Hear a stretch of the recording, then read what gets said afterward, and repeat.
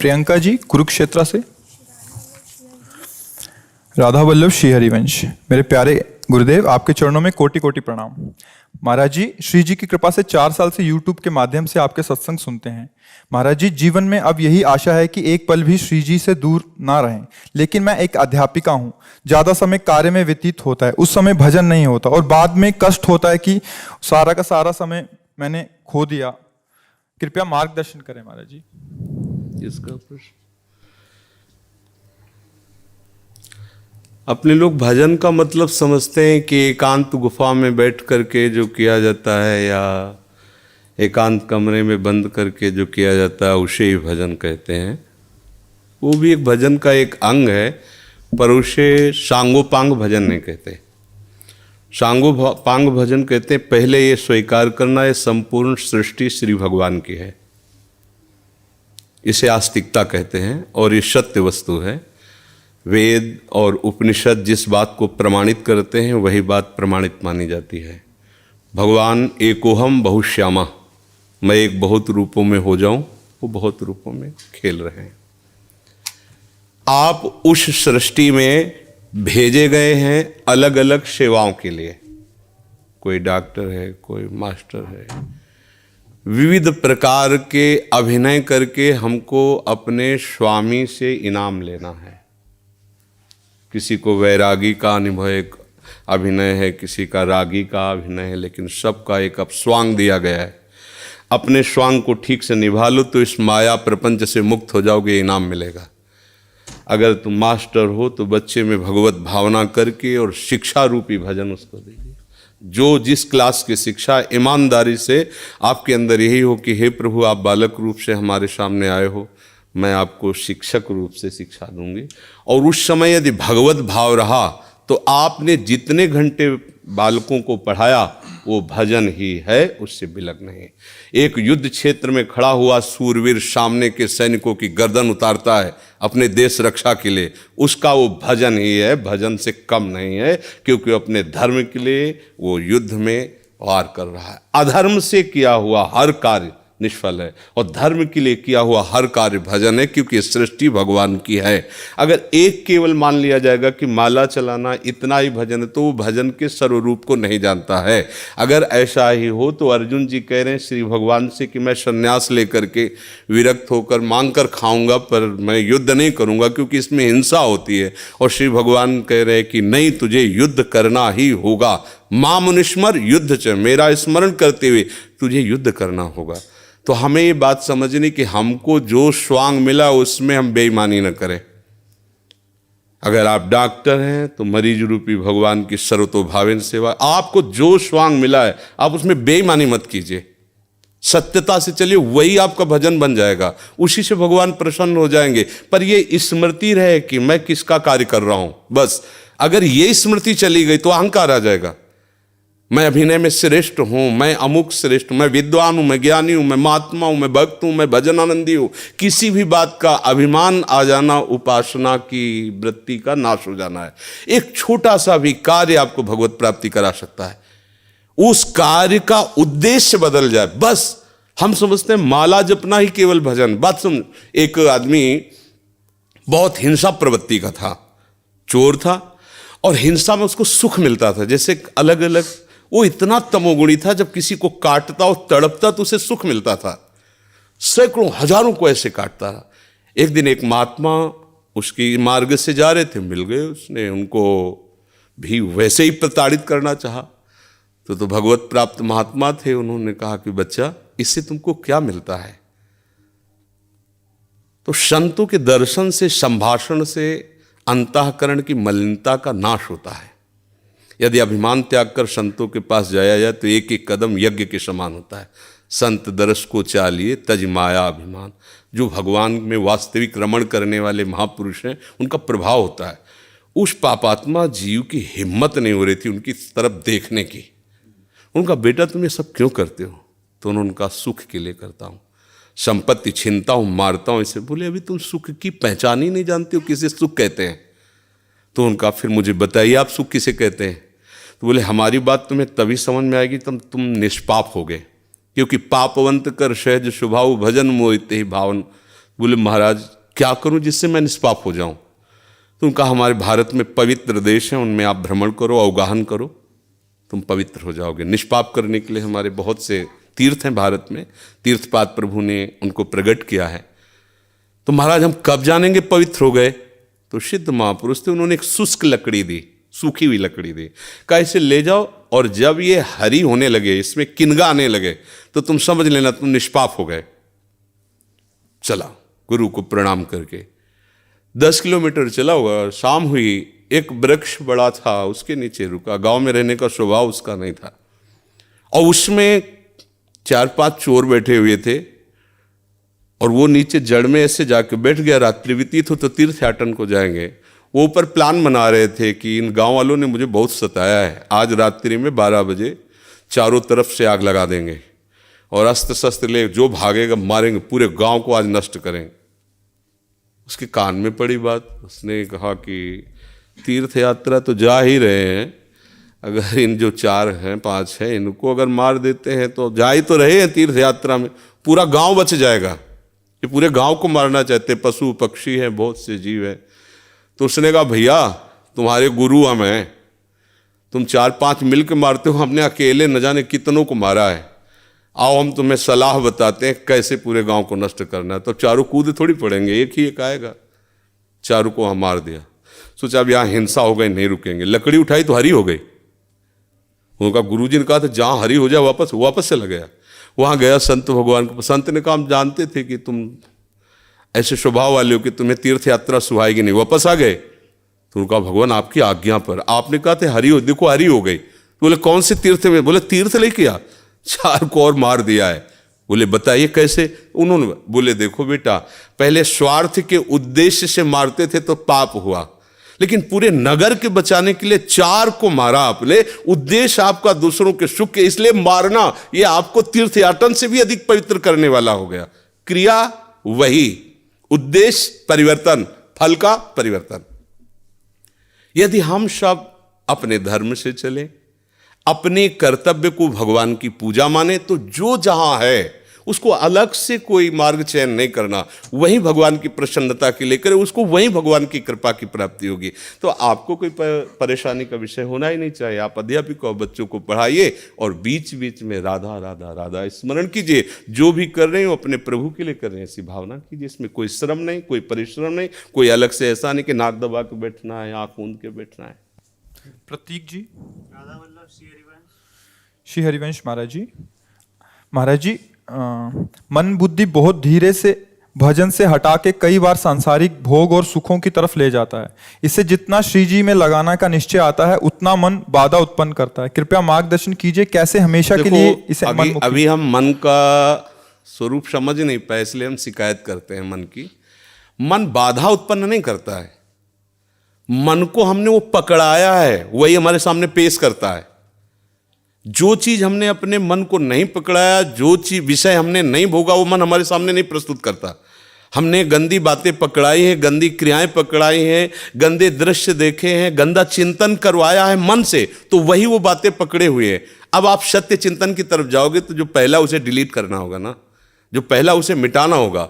ये जो नाम है, ये जो मंत्र है, ये उसको डिलीट करता है। तो जब कोई साधक भजन में बैठता है तो उस समय उसकी गंदी बातें सामने आती है, वो उसमें नई नहीं आ रही, जो उसमें भरी हुई है मन में, वो नाम निकाल रहा है। तभी तो मन निर्मल होता है भजन करते करते। अब उसकी प्रेरणा से आप कोई नया पाप कर्म न करें। जैसे अंदर कोई गंदी बात आ रही, आप धैर्यपूर्वक नाम जपते रहिए और विचार कीजिए जा रही है। दूसरी बात, मन वहां जाता है जहां जहां हमने अपनी प्रीता रख रखी है। हमारा मन मांस में कभी नहीं जाएगा, क्योंकि कभी उस मदिरा में कभी नहीं जाएगा, नहीं जाएगा, क्योंकि उसकी मान्यता हमारे अंदर, उसके अंदर कोई भाव हमारा अंदर नहीं बैठा है। अगर हमारे अंदर जो जो विषयों ने भाव बैठा, हमारा मन वहीं जाता है। सच्ची बात समझो, बिना कनेक्शन के बिजली नहीं जाती। ऐसे ही जब तक आपने संबंध विषय वस्तु पदार्थ से नहीं बना, तब तक आपका मन नहीं जाएगा। तो देखो, डरना नहीं है, घबराना नहीं है, मन जहां जहां जाए बार बार वहां से हटा के अपने लक्ष्य में लगाना है। हमारी विजय होगी, क्योंकि हमारा मार्ग सत्य है और हम भगवान के जन हैं। पर देखो, धोखेबाजी, पाखंड, नाटक नहीं करना चाहिए इस मार्ग में। हम ये कहते हैं कि तुम्हें विषय सेवन करना है, तुम्हें स्त्री शरीर प्यारा है, या तुम स्त्री शरीर साधो को पुरुष शरीर प्यारा, तो नाटक करने की, बाबा जी बनने की जरूरत नहीं। ब्याह करो, जाके आराम से धर्म से चलो और भगवान को प्राप्त हो। गंदी बातें, बेविचार, धर्म विरुद्ध आचरण करना, ऊपर से कुछ और दिखाना, या हमारे प्रभु को पसंद नहीं। मोह कपट छल छिद्र न भावा, हमारी योग्यता नहीं इस मार्ग में चलने पे। इसलिए भगवान से प्रार्थना करो कि हम नहीं चल सकते, तो आप जिस मार्ग के पथिक बनना चाहते हो बनो, लेकिन सच्चाई से चलो, तो वहीं तुम्हें भगवान की प्राप्ति हो जाएगी। हमारा मन वहीं जाता है जहां हमने सुख बुद्धि कर रखी है। अगर भगवान में सुख बुद्धि हो जाएगी तो हट नहीं सकता। सा वही मना कृष्ण पदार विंदयो, आपका मन प्रभु में लग जाएगा। बोलो, हम जब किसी फिल्म को पसंद करते हैं, उसको बैठ के देखते हैं, 3 घंटे में किसका मन कहां जाता है? बोलो, कहां जाता है? कोई अगर बता दे कि 3 घंटे मेरा मन, अगर आपने पसंद किया है उसे, तो और आप जब देखेंगे तो आप 3 घंटे समाधि में रहेंगे, दुनिया का पता नहीं रहेगा। ऐसा क्यों हुआ? वो एक झूठा रचा हुआ नाटक था, एक झूठा दृश्य अभिनय किया गया था, लेकिन मेरी पसंद है तो मैं 3 घंटे बिल्कुल अपने मन को कहीं नहीं जाने दिया, और भजन में बैठते हो मन भागता है। क्यों? क्योंकि पसंद नहीं है हमारी। हम करना चाहते पर पसंद नहीं है। आप देख लीजिए ना, कोई भी आप सीन देख लीजिए, कोई भी आप विषय देख लीजिए, जिसमें आपको पसंद है वही मन पकड़ लेगा। तो भाई मन की क्या गलती? मन को लोग गाली देते रहते हो, मन बड़ा गंदा है। आपने जहां उसे खड़ा किया वो आपका सपोर्टर है। आपने उसे गंदी आदत दे दी, गंदी आदत, अच्छी आदत दे, एक क्षण के लिए भी भगवान का विस्मरण नहीं हो सकता। गला काटने पर भी उसको आप पकड़ा के तो देखो नाम। ऐसा होता तो ये जो विश्व में हमारे संत महात्मा है, सब नाटक ही थोड़ी होता है। असली नोट का ही नकली बनाया जाता है, नकली का असली नहीं होता है, असली का ही नकली होता है। तो अगर कोई पाखंड भी करता है तो उसी असलियत का स्वांग करता है, तो असली है ना। जो असली है, एक क्षण के लिए भी भगवान का स्मरण कभी टलता नहीं है। सोते जागते, उठते बैठते, चलते फिरते सच्चिदानंद भगवान उसके स्वभाव में, उसके जागृत स्वप्न इस स्फुरत में, चाहे स्वप्न में हो चाहे जागृत में हो, स्फुरत हर समय प्रभु का स्मरण। ऐसा क्यों हुआ? उसने अभ्यास किया है। आंख लगा के हम निशाना नहीं लगा सकते, क्यों? अभ्यास नहीं है। और ऐसे भी है, ऐसे मार देंगे, क्यों? अभ्यास। ऐसे ही आपने भजन का अभ्यास नहीं किया, पूर्व मन में विषयों किया है, तो देखो आंख मूंदते, आंख खोलते विषय चिंतन होता है, भगवत चिंतन नहीं। तो घबराने की जरूरत नहीं, गलत अभ्यास को अच्छे अभ्यास से मिटा देना है। कोई बड़ी बात नहीं, हम भगवान के अंश हैं, उनके बच्चे, हम कुछ भी कर सकते हैं। आप ये बात सब लोग बैठा लीजिए, कोई आकाश से पैदा नहीं होता, सब उसी जीव स्वरूप से आते हैं, ईश्वर के अंश, सब कुछ कर सकते हो। जब नारायण नर बन सकता है तो नर नारायण बनने में कोई संशय नहीं।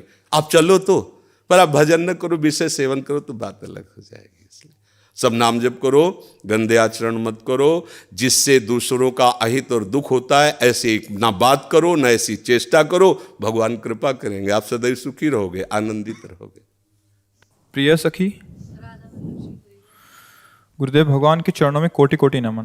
गुरुदेव भगवान, इस शरीर से काम वासना खत्म हो गई है, पति को काम वासना बहुत है, क्या करूं, मार्गदर्शन करें। पति के अनुकूल चलना चाहिए।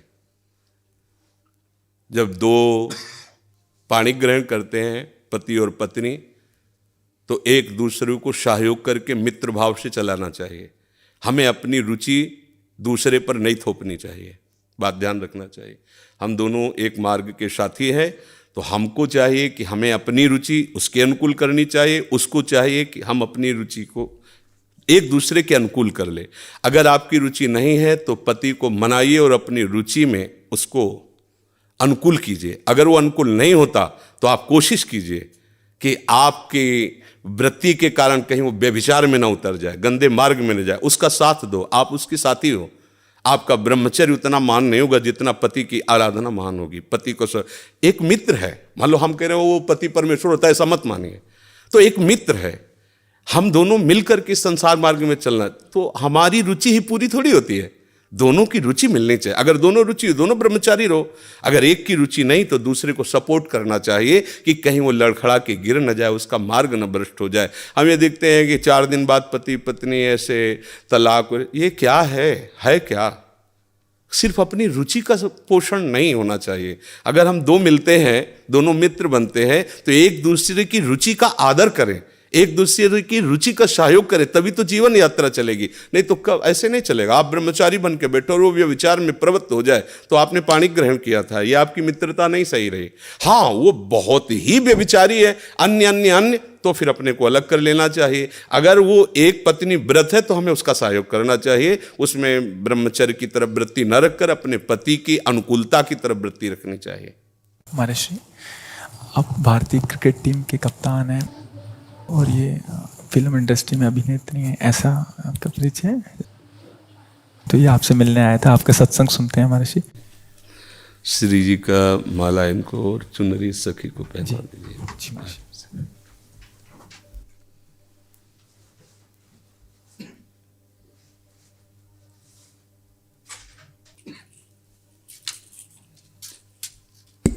हाँ, सखी को पहना दीजिए। ये माला हमारी श्री जी की प्रसादी। देखो, एक कोई छोटी माला श्री जी की प्रसादी इस बच्चे को पहना दो। हाँ, बच्चा है, बड़ा माला नहीं।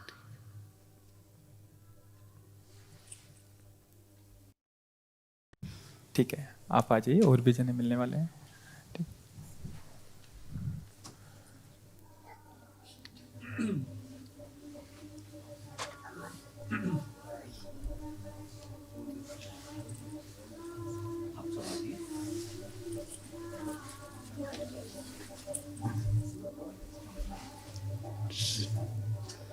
जय जय श्री।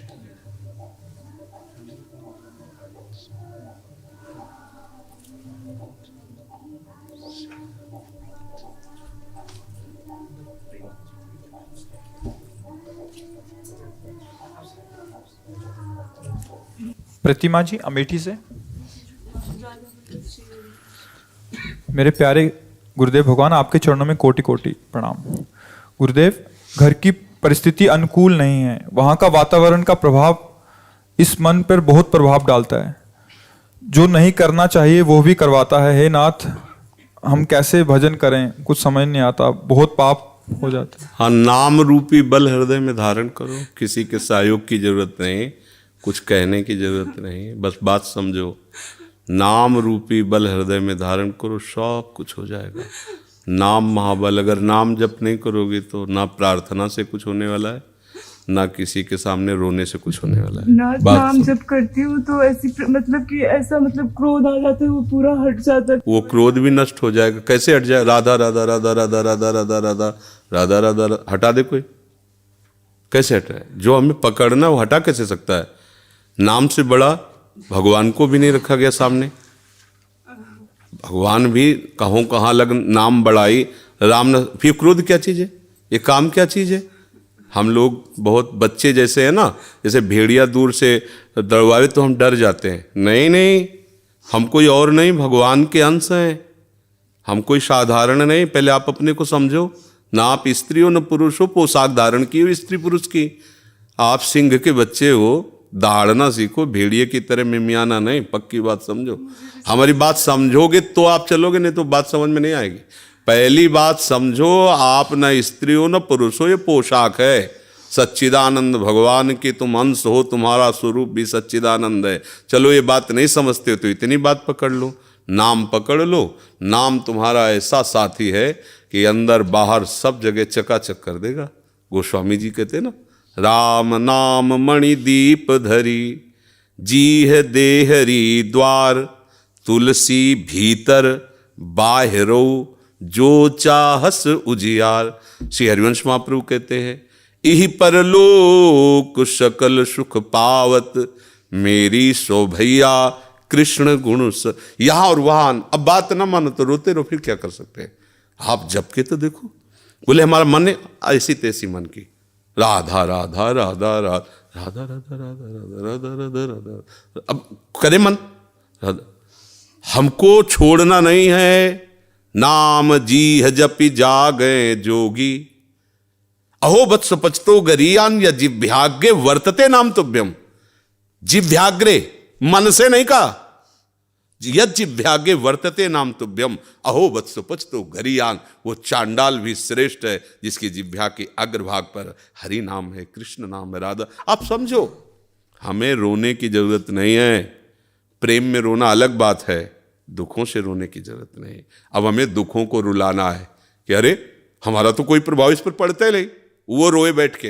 अब हम ऐसे भजन करके ऐसी स्थिति प्राप्त करेंगे कि भारी भारी दुख विपत्तियां हमारे ऊपर आए और वो दुखी हो जाए कि इसके ऊपर कोई प्रभाव ही नहीं पड़ रहा है। जैसे हिरण्यकश्यप दुखी हो गया कि मरेगा कैसे प्रहलाद, मृत्यु दुखी हो रही कैसे मार पाऊं इसको, हरि गोद में लिए। अरे समझो, हम लोग हरि के जन, बस हरि को भूल गए, अपने को स्त्री माना, पुरुष माना, पति माना, पुत्र माना, धनी माना, विद्वान माना, ये माना वो माना। ये सब काल के तमाचा में माना ना माना बराबर हो जाएगा। ये तुम्हारी मान्यता, प्रभु का हूं ये मान्यता सच्ची है, और नाम जप करो सब कुछ ठीक हो जाएगा। कोई जरूरत नहीं तुमको किसी के आगे रोने की, करके तो देखो। अब 4 दिन करो, इसके बाद आओ बोलो चेक नहीं आई, समस्या का समाधान, दीर्घ काल तक लगे रहो। भगवान का नाम सत्य है। एक किसान भी जब गेहूं बोता है, अगर रोज खोद के देखे कि अभी जगह है, बीज नष्ट हो जाएगा, उसको बो के ऐसे पाटा लगा दिया, ऊपर से प्लेन कर दिया, और 10-15 दिन के बाद देखा धीरे धीरे अंकुरण आ गया। अब उसी समय सोचे कि इसमें तो गेहूं नहीं लग रहा, चुप रहो, 3-4 महीना उसका और सेवन करो, बाली आएगी, पक जाएगा, गेहूं की राशि हो जाएगी। ऐसे ही अनेक जन्मों से दुराचार, नाना प्रकार के कुकर्म करते रहे हम। अगर न करते रहते तो भगवान मिल गए होते ना। अब पहले नाम वो सब स्टॉक खत्म करेगा, इसीलिए समय लगता है। नाम जप करते करते संचित जो हमारे अशुभ कर्म हैं उनको विध्वंस करेगा और नष्ट करेगा। अब कितने कोई पता तो है नहीं, 1-2 साल की कमाई तो जमा नहीं है, लाखों करोड़ों अरबों जन्म हो चुके, उन सब की कमाई स्टॉक में जमा है। अब उसको भस्म करने का समय लगेगा। चुपचाप नाम जप करो। आगे जो अभी नए फसल है, इसमें भी हमसे बहुत गलतियां हो रही, इनको नाम सुधारेगा। अब बीच में जो उससे आ गया है प्रारब्ध हो, उनको भी नाम संभाल। बड़ा काम है नाम को, कोई छोटा मोटा काम थोड़ी। अब सोचो ऐसे ऐसे किया हो जाए, ऐसे नहीं, लगे रहो चुपचाप। और एक दिन ऐसा आएगा कि आप खुद कहोगे कि ओहो निहाल कर। तभी तो मीरा जी कहते, पायो जी पायो मैंने राम रतन, वस्तु अमोलक दी मेरे सतगुरु। ओहो सतगुरु ने क्या दिया, तब निहाल। यहाँ मंत्र लिए, उपासना लिए, फिर भी जेब में पारसमणि है और 1-1 रुपया मांगते घूम रहे हैं। हमारी दशा क्या है, जेब में पारसमणि है, चाहो तो कुंतलों लोहा को सोना बना दो, पर वो जेब ही में केवल है। गुरु ने मंत्र दे दिया, बात बता दी, उपासना बता दी, करना है नहीं, डोलते रहो, कुछ नहीं मिलेगा। और बैठ जाओ उनके नाम मंत्र को लेकर के, तो क्या चाहिए तुम्हें, सृष्टि का मालिक आ जाएगा, और वस्तु की क्या बात है। पर अब ये ऐसा तो नहीं कि दही में हाथ में दूध डालो दही जब, ऐसा नहीं होता। समय का इंतजार करो और खूब भजन करो। रोने धोने की जरूरत नहीं, रो तो प्रभु के लिए रो। ये आंसू रूपी भेंट प्रभु को चढ़ाए। तो दुख सुख और प्रतिकूलता अनुकूलता अपमान निंदा में क्या रोना, थोड़ा बहादुर बनो। ये सब महाराज जी श्री जी तो मिल जाएंगे ना मुझे, इस बात हम जो कह रहे हैं उसे सुनो। श्री जी मिलना न मिलना जरूरी बात नहीं है, जरूरी बात है श्री जी का भजन करना। अगर भजन करने में आप जैसे हम कह रहे करोगे ना, तो श्री जी कभी एक क्षण के लिए छोड़ती ही नहीं। अरे आप समझो, जैसे छोटा सा वात्सल्य कण भगवान का एक माँ के अंदर होता है, वो कोई भी कार्य करती है पर नजर अपने बच्चे पे रहती है, उसकी अबोध बच्चे पे रहती है। ऐसे ही अनंत माताओं का वात्सल्य जहाँ से प्रकट हुआ वो हमारी श्री जी है, और हम उनके चरण आश्रित है। हर समय श्री जी हमें देखती है, पर हमारी योग्यता इसलिए देखने की नहीं हो रही। अभी हम और कुछ देखना चाहते हैं, और कुछ पाना चाहते हैं, और कुछ भोगना चाहते हैं। जिस दिन सारी चाह मिट गई, उसी दिन तुम देख लोगे कि श्री जी तो बहुत पहले से हमारे साथ है, श्री जी तुम्हें बहुत पहले से प्यार कर रहे हैं। इसलिए सावधान। कृष्णा लुधियाना से। श्री हरिवंश बाबा, आपके चरणों में दंडवत प्रणाम। बाबा, मेरे स्कूल में तिलक लगाने से मना किया जा रहा है, अब मैं क्या करूं, मेरा मार्गदर्शन करें। हाँ तो तुम मत लगाओ तिलक, हम तुम्हें बताएं। सूखी रज ले लिया ना, बट्टी सूखी, ऐसे कर लिया, ऐसे लगा लिया, तो तिलक भी लग गया और नहीं भी लगा, कोई तुम्हें डांटेगा भी नहीं। ठीक है, हाँ ना, मत लगाओ। क्योंकि प्रगट में क्या है ना, बच्चा है, साथी भी उसको चिढ़ाने लग सकते हैं, बड़ा भगत, तो मतलब अभी बच्चा है। तो तुम ऐसा करो, जिससे आप रगड़ के लगाते हो ना, उसको रगड़ो मत, उसको सीधे ऐसे करो। ऐसे लगाया, ऐसे बिंदु रख ली, तो तिलक भी लग गया। और भगवान की बात तो जानते हैं, और वो लोग जानते नहीं, तो वो तुम्हें चिढ़ाना बंद कर देंगे और बढ़िया लग जाएगा। ठीक है पापा, तो फिर मैं गर्दन पे लगा लूं तिलक वहां पर? नहीं, सुनो, ऐसे ऐसे चाहे द्वादश तिलक बना लो, कोई परेशानी नहीं। थोड़ा और बड़े हो ना, और जब निष्ठा आ जाएगी ना, फिर कोई नहीं। अच्छा, शराब पियो कोई डांटता है क्या? टीचर विद्यार्थी को साथ बैठा कर पिलाने के लिए राजी हो जाएगा। लेकिन अगर ये माला तिलक का, ये कलयुग का प्रभाव है, तो बच्चे हो इसलिए, मतलब तुम्हें ऐसा कह रहे, अगर कोई जवान ऐसी बात करे तो उसे हम दबका देंगे। अपनी निष्ठा तो नहीं रख पा रहा, फिर किस बात का भक्त है? ये सम्राट अकबर आगरे आया दौड़े पे, तो वहाँ बड़े बड़े सब जो छोटे छोटे प्रांतों के राज कर्मचारी थे, उनमें मधुकर शाह जी भी थे, हरिराम व्यास जी के तिलक कंठी सब कई ऐसे उनको दिखाए, तो जलन होती है। अब बादशाह है, उसके सामने सब हिंदू चिन्हों से, भागवतिक चिन्हों से युक्त, तो उसने ऐसे देखा कि अधिकतर अधिकारी सब कंठी तिलक, क्योंकि ब्रजभूमि और प्रभाव ऐसा, तो उनका हमारा फरमान जारी किया जाए, कल से कोई भी अगर तिलक लगा के आया तो गरम लोहे से उसका मस्तक दाग दिया जाएगा, कोई भी सभा में तिलक लगा के नहीं आएगा। बादशाह अकबर का हुक्म।